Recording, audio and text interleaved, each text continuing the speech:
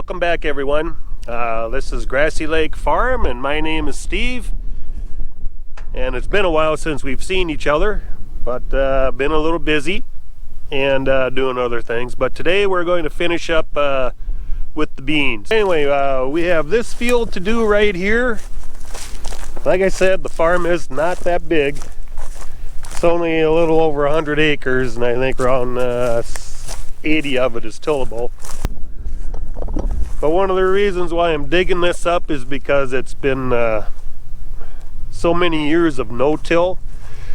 It's going to be pretty hard, especially on the headlands or the end rows. It's going to be pretty hard. So I want to dig it up, loosen the soil up so that the roots of the seed will go down easier, won't have to struggle as much. And I don't know if you guys can see this. There's a few rocks here.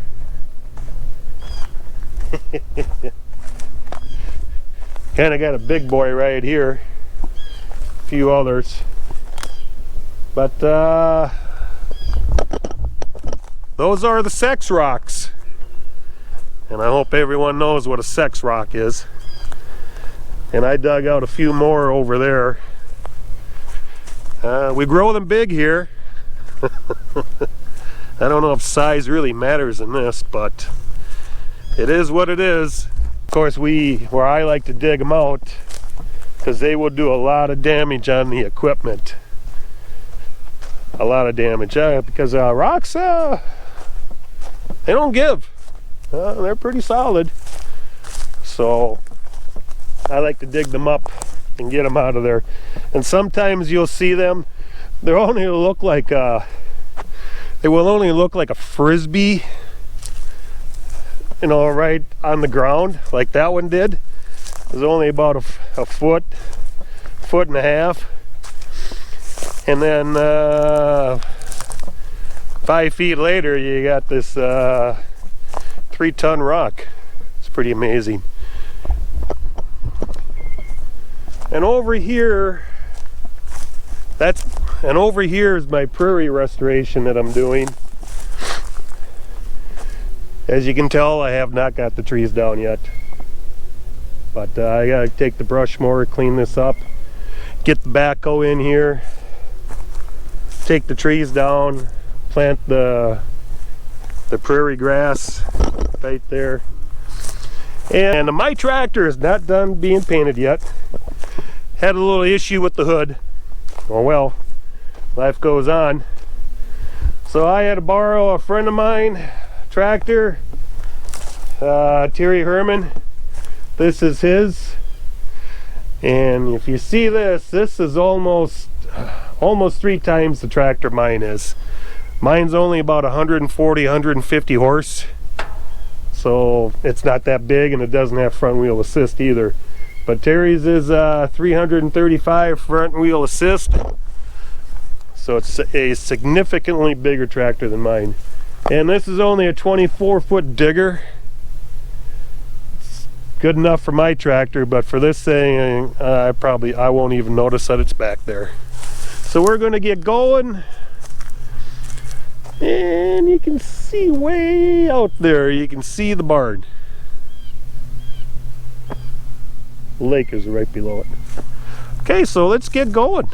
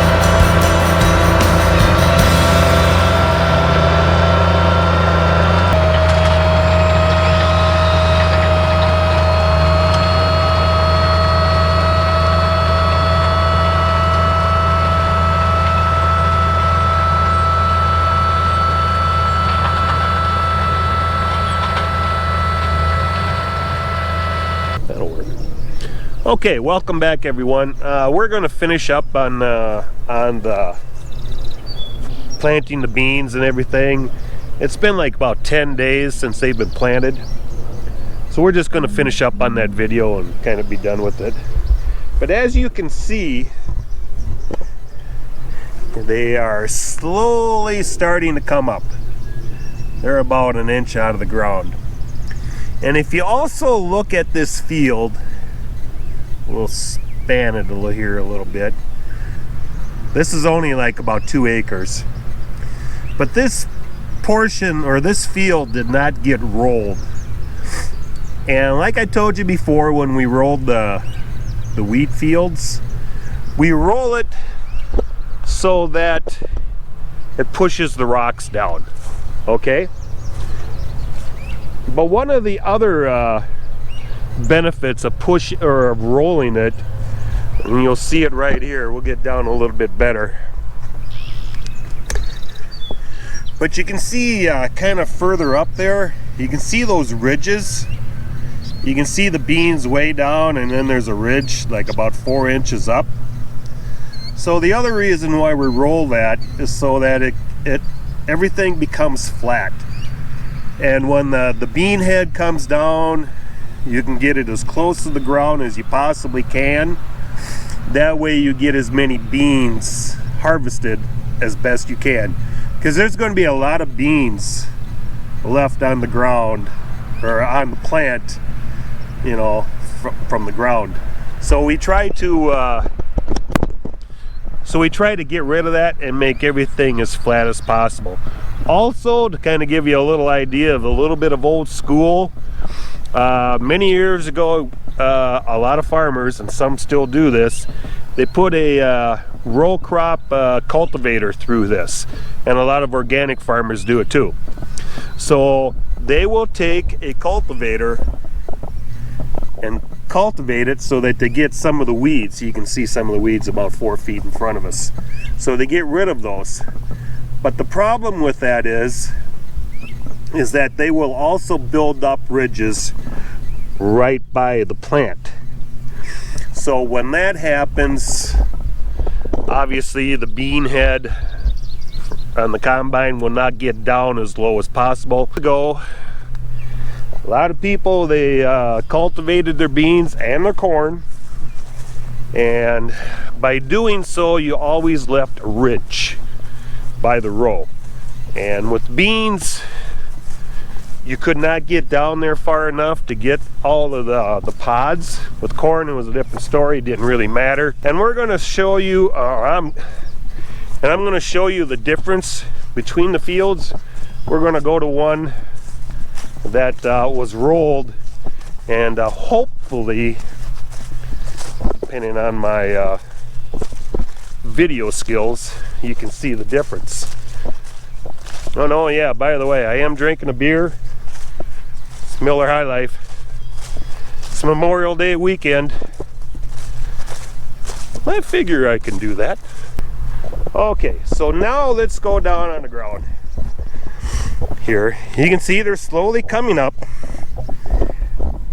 They're about the same height as the other beans, maybe not quite so much. And you can see how flat it is. There aren't any ridges. There are not any ridges right here. There aren't any ridges at all. So this field got rolled. And I wonder if I can show you the difference. Oh yeah, I'm gonna show it to you right here. So here we can tell that the roller didn't quite get over to the edge of the field. You can see the ridges right here, ridge right here, ridge right here, but if we go over here, you don't see a ridge. It's pretty much flat. There might be inch and a half difference between the middle of the row and the beans, so that isn't bad, but you can tell a significant difference right here. So, and one of the other things too, so when the bean head goes and cuts the beans, okay, of course it's not going to get all the way down there, so it's going to leave some crop there, but it will also pick up some of the If you have it set down pretty low, you'll also get some of the dirt, or you might plug up a section or two on the bean head, and you might even break one. So if it hits a rock, you'll break one. So that's the other reason why we do that. It just eliminates so many problems. Not all parts of the country do this. It's just our way up here, and it's beautiful. Whoever invented the roller, God bless you. There's many farmers that greatly appreciate it. So anyway, so that's going to be the end of the video. Oh, and by the way, we'll look at the wheat field right here. As you can tell, it looks pretty good. So anyway, I want to thank everyone for watching. I hope you enjoyed the video. We could not give you the video of the roller because when we planted it, it was getting pretty dark and you wouldn't have seen anything at all. But anyway, it's a 45-foot roller. Some are smaller. I don't think there are many bigger, but there could be, maybe by 5 more feet, whatever it is. But I want to thank everyone for watching. Please hit the subscribe button. Even hit that little bell. I don't know where it is. It's somewhere around here. Hit the bell for notifications, and please give me your comments. Like I've said before, negative feedback is greatly appreciated. So thank you, everyone. Have a good day. Bye.